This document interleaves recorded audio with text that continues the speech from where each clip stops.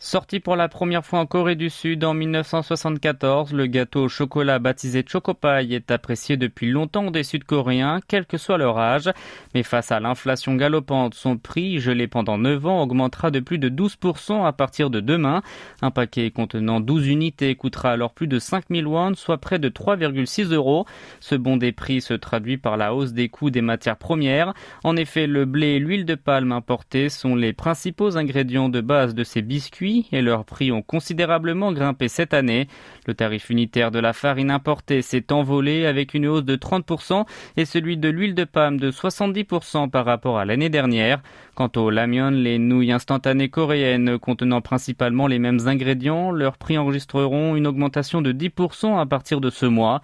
Au quatrième trimestre de cette année, le coût à l'importation des principales céréales du pays devrait baisser pour la première fois en plus d'un an et demi, mais le problème réside désormais dans la flambée du taux de change. Selon un chercheur de l'Institut national de recherche économique rurale, les impacts des variations du taux de change affectent les prix des aliments transformés 3 à 6 mois après. Il est donc peu probable que la facture baisse avant le premier semestre de l'année prochaine. En outre, il semble difficile de prédire quand ils atteindront leur pic, car les coûts d'emballage et de logistique et ceux de main-d'œuvre ne cessent également de s'accroître.